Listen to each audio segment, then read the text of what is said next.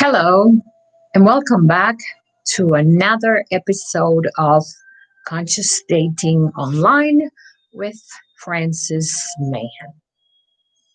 Tonight, our conversation will be about how we are changing or our life is changing during the COVID for people who are dating or those who are staying home or those who are seeking to communicate online. First, I like to emphasize the fact that before I start, I want to take a deep breath and place my attention on those who are going through a lot of struggle with emotional baggage or painful experiences, thoughts, struggle with their children, marriage, divorce, separation, arguing, and even fighting or struggling to deal with day to day basic needs for family, for children, for spouses, for elders who are sick and we have to take care of.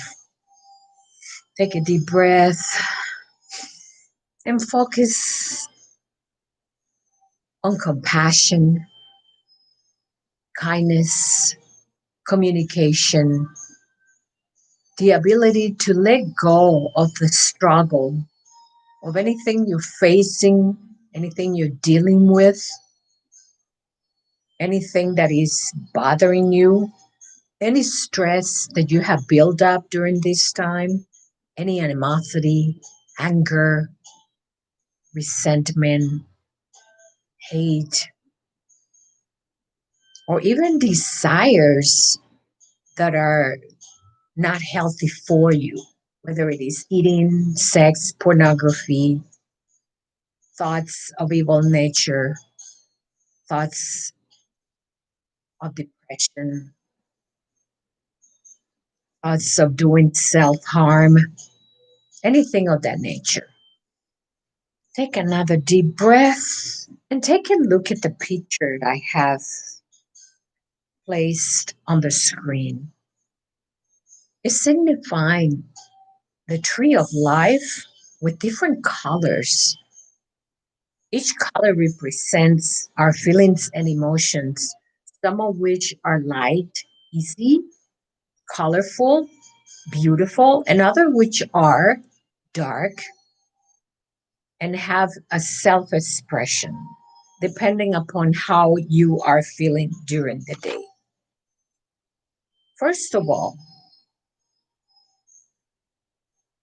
let's think of the fact of how much struggle there is out there with people that are dealing with a different lifestyle which they're not used to, having to deal with the spouse, the children, the house chores, the pressure of COVID, social distancing, and even antisocial behavior, because COVID 19 is teaching us how to be antisocial. At the same time, we are being challenged to really know ourselves at a very deep level of our conscious mind and even our unconscious mind. We are being challenged to see how resilient we are against any crisis, any situation, any viewing of some of the things that are so unpleasant that we have been viewing lately. How people are expressing themselves, how others are angry, antagonistic, hateful, expressing very dark side of their souls, and even the behavior of people. How these challenges can either bring the ugly, the good, or the bad in us as human beings. If you are one of those people who is going through a breakup and you think, oh my God, I'm alone, I don't know what to do, or I am divorced, these are difficult times. How am I going to make it? What am I going to do? How am I going to challenge myself to survive with the kids, food, rent, paying expenses? These are moments when it's essential to try to connect with yourself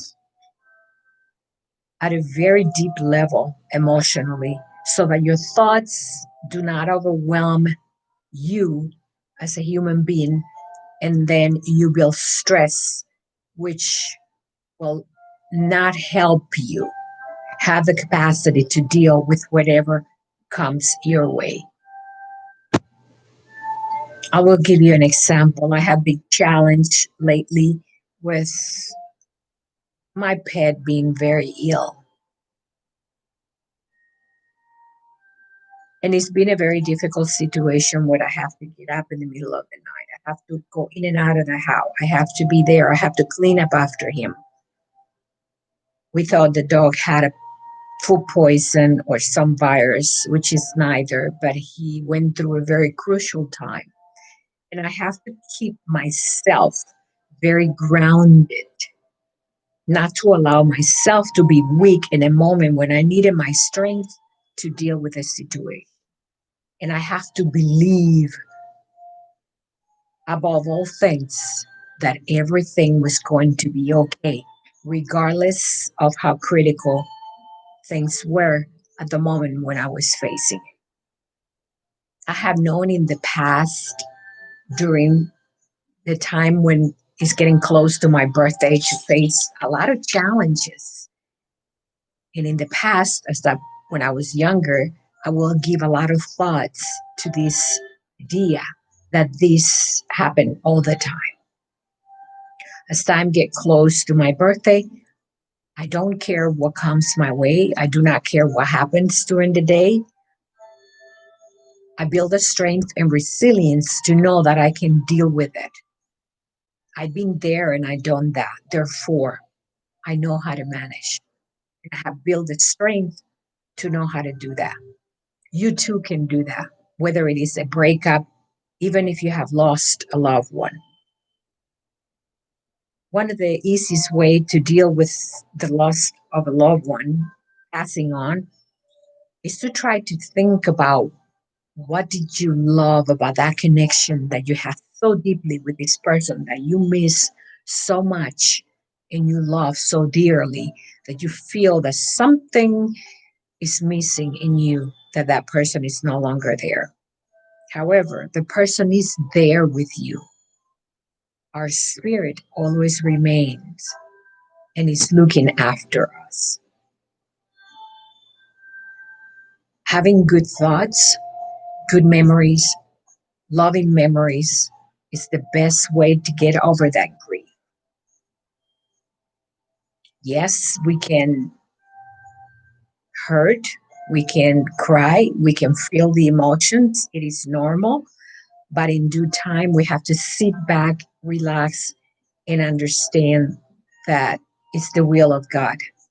We do not have control over death. Nobody does. I have recently been presented with a situation as well, which I like to share with you, with a person that was very agitated, very stressed, a little bit insecure. And I was trying to figure out why. And under a lot of stress, of course, dealing with elderly people, sick ones, death of a loved one, even though it's been 2 years or three.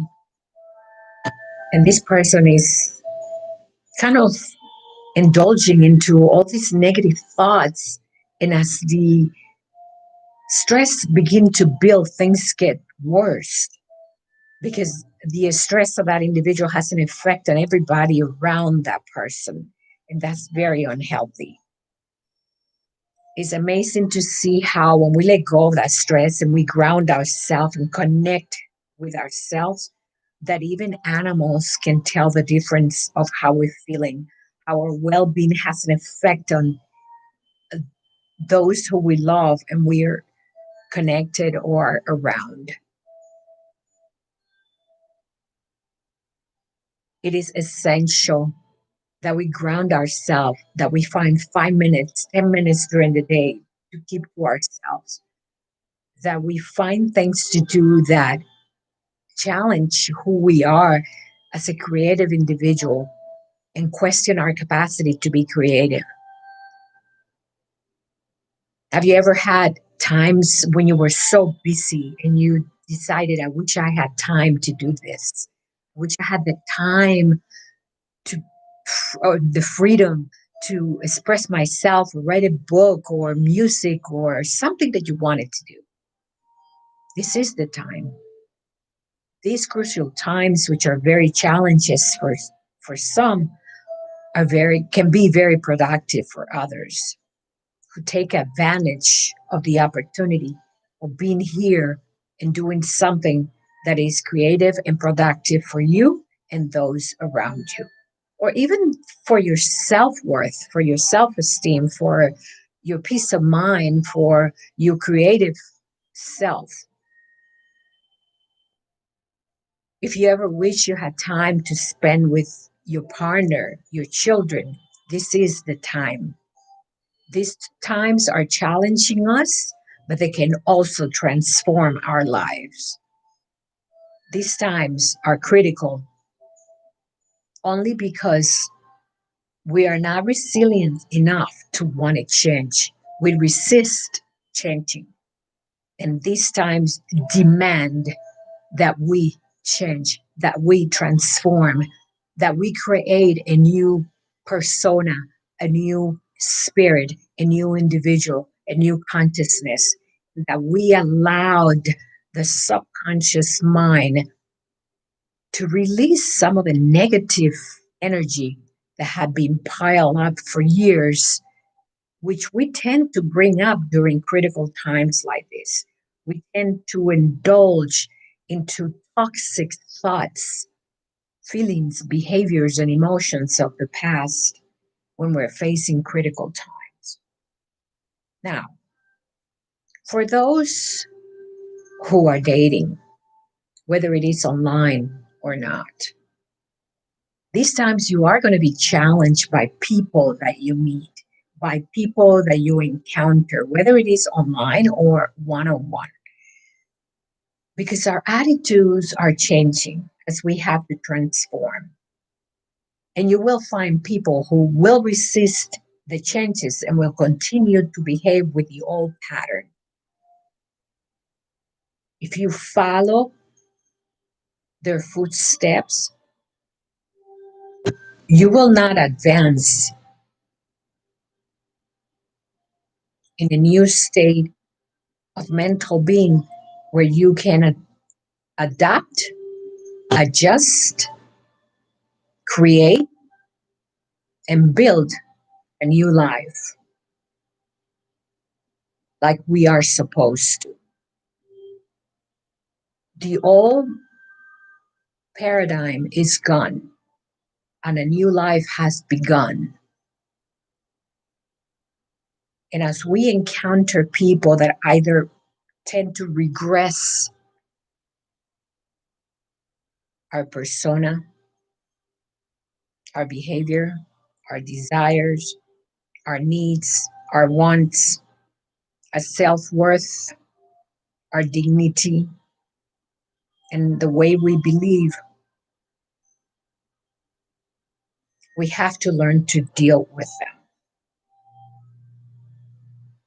We have to begin to be different social human beings.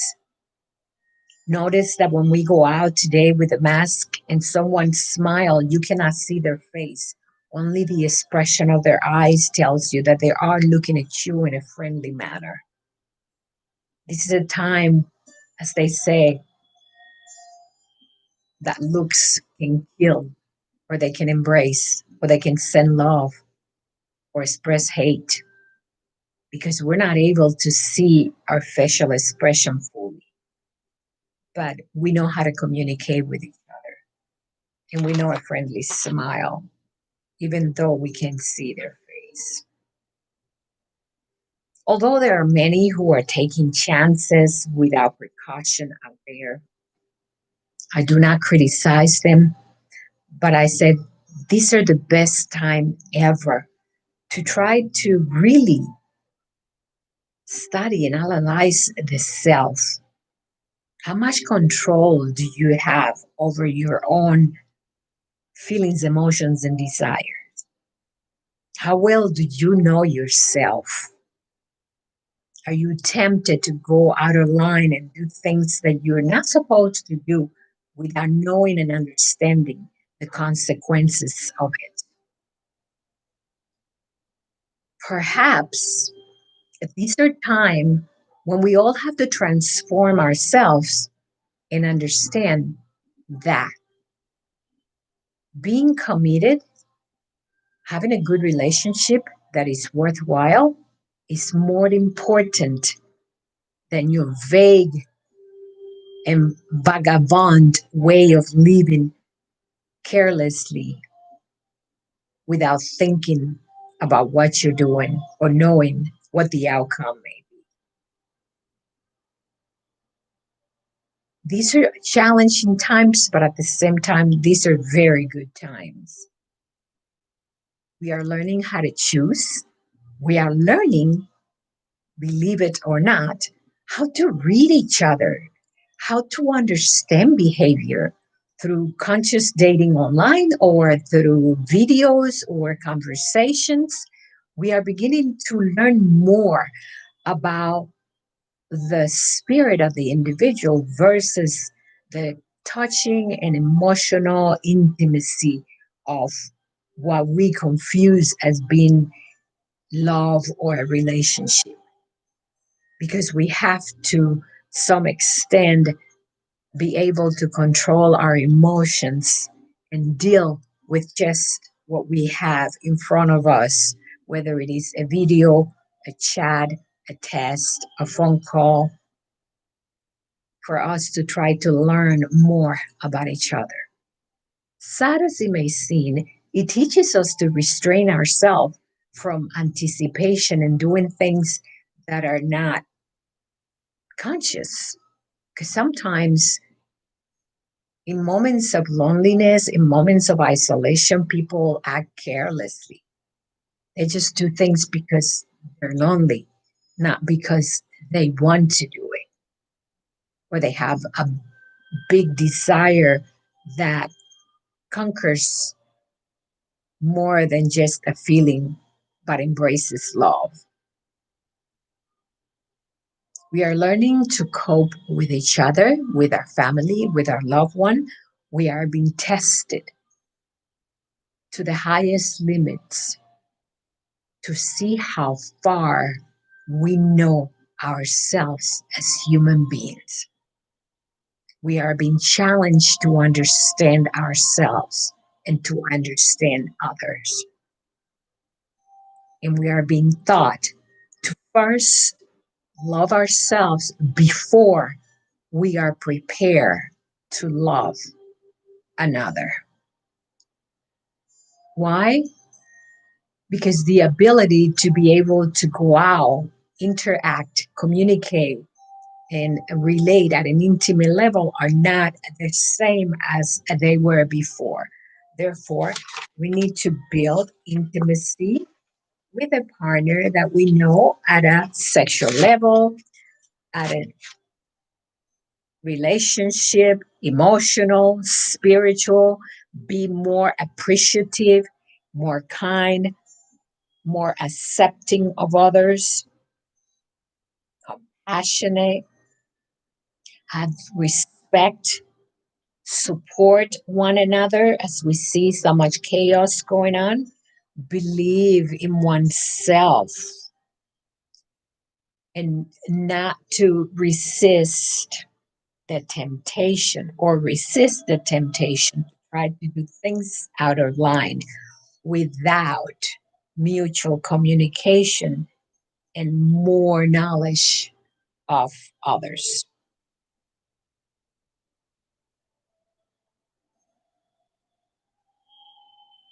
In conclusion, I just like to say that if we can be more understanding toward the needs of others, we will understand their pains. We will be able to bless them with our good thoughts, believe it or not, because we are all healers and we can heal others with a kind and loving heart. I thank you for listening. And this section was more aimed at everyone, family, relationship, situations, what's going on with the COVID, and how we are changing throughout these critical times. It's been a pleasure as you. Thank you for watching my video. This is Francis. Have a wonderful week.